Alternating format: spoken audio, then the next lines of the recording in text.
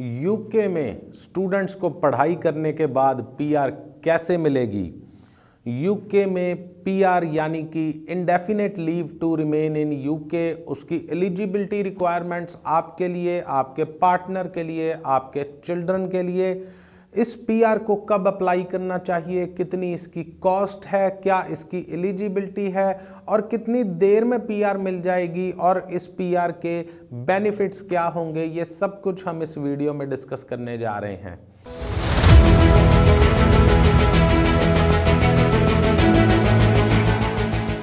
दोस्तों, मैं professor Rohit Gupta, director of spectrum overseas Jalandhar. लगातार स्टडी वीज़ा अपडेट्स के लिए हमारे चैनल को सब्सक्राइब करना ना भूलें।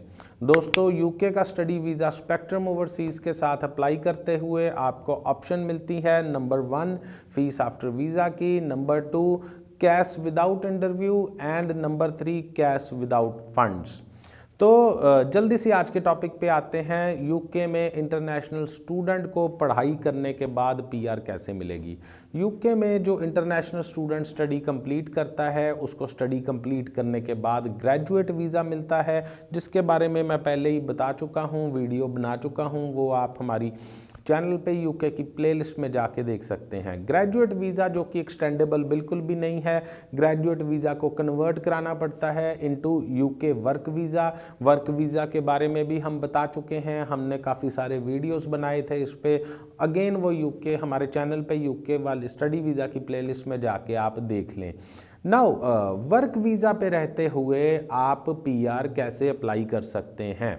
नाउ सबसे पहले मैं एलिजिबिलिटी रिक्वायरमेंट्स के बारे में बात करूं तो एप्लीकेंट, जो मेन एप्लीकेंट के लिए एलिजिबिलिटी रिक्वायरमेंट्स हैं, अगर वो मेन एप्लीकेंट यूके में एटलीस्ट 5 इयर्स पे continuously work visa, skilled worker visa पे रहा है, दैट मीन्स जिसको हम टीयर 2 वीज़ा भी कहते हैं, टीयर 2 वीज़ा पे अगर वो 5 साल रहा है तो वो यूके की indefinite leave to remain apply करने के लिए एलिजिबल है। इसके साथ साथ और क्या एलिजिबिलिटी रिक्वायरमेंट्स हैं, यूके में वर्क वीज़ा पे काम करते हुए अगर जो भी ऑक्यूपेशन पे वो काम कर रहा है उसकी जो मिनिमम सैलरी रिक्वायरमेंट्स हैं, अगर वो मिनिमम सैलरी रिक्वायरमेंट्स को अचीव कर रहा है, उतनी मिनिमम सैलरी पे काम कर रहा है, तो फिर again you are eligible to apply PR.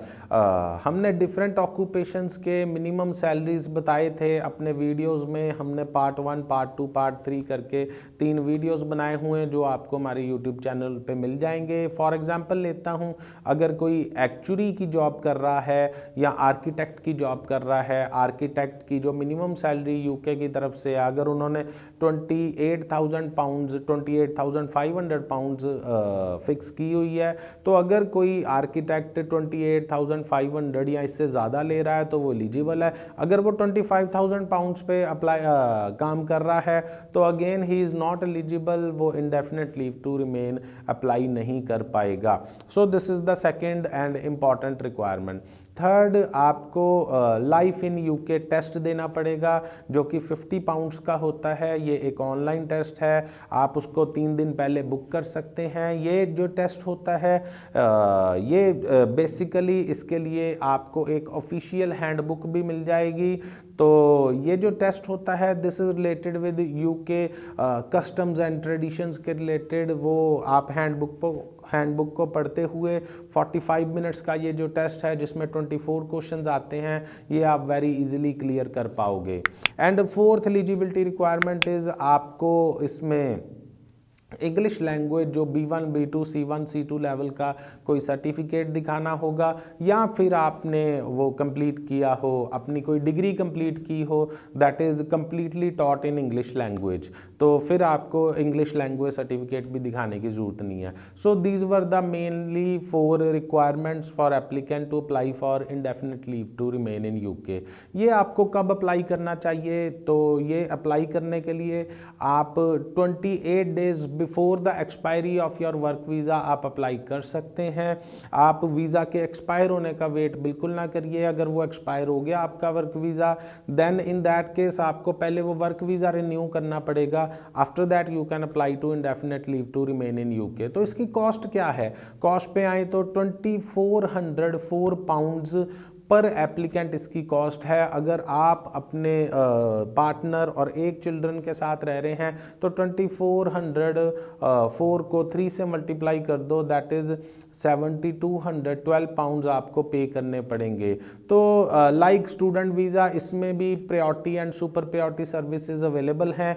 500 pounds extra देने पर प्रायोरिटी सर्विस आपको मिलेगी। डिसीजन 5 डेज़ में आ जाएगा। अगर आपने सुपर प्रायोरिटी ली उसके लिए 800 पाउंड्स देना पड़ेगा, तो डिसीजन 1 या 2 वर्किंग डेज में आ जाएगा। लेकिन अगर आप सुपर प्रायोरिटी या प्रायोरिटी सर्विस नहीं लेते हैं तो जनरली जो स्टैंडर्ड फीस पे करके आप करते हैं, you have to wait for up to 6 months आपको वेट करना पड़ सकता है। तो इसके बेनिफिट्स क्या होंगे? Indefinite leave to remain in UK अगर आपके आ गई तो इसके बेनिफिट क्या होंगे? तो आप इनडेफिनेट टाइम के लिए, जितनी आपकी मर्जी हो उतने टाइम के लिए आप यूके में रह सकते हैं। You can live in UK, you can study in UK, you can work in UK and you can apply for other benefits in UK if you are eligible. And if you are eligible आप इसके बाद जो citizenship है UK की उसके लिए भी apply कर सकते हैं। Additional eligibility requirements for partner and children के बारे में डिस्कस करूं तो जो एडिशनल रिक्वायरमेंट्स हैं पार्टनर के लिए, आपका रिलेशनशिप जेन्युइन होना चाहिए।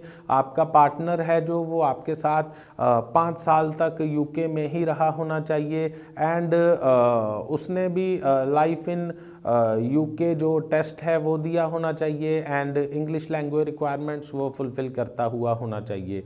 अगर चिल्ड्रन के बारे में बात करें तो children who are not married and who are living with you and supported by you and not using the public funds, वो स्टूडेंट आपके साथ ही indefinite leave to remain in UK apply कर सकते हैं। So this was the all information from my side in this video. अगर ये आपको इन्फॉर्मेशन अच्छी लगी इसको ज़्यादा से ज़्यादा शेयर करिए, हमारे चैनल को सब्सक्राइब करें एंड अगर आपका इसके रिलेटेड और भी कोई क्वेश्चन है तो काइंडली नीचे कमेंट बॉक्स में लिखना ना भूलें। हम जल्दी से जल्दी आपके क्वेश्चंस का रिवर्ट करने की कोशिश करेंगे। Thank you so much.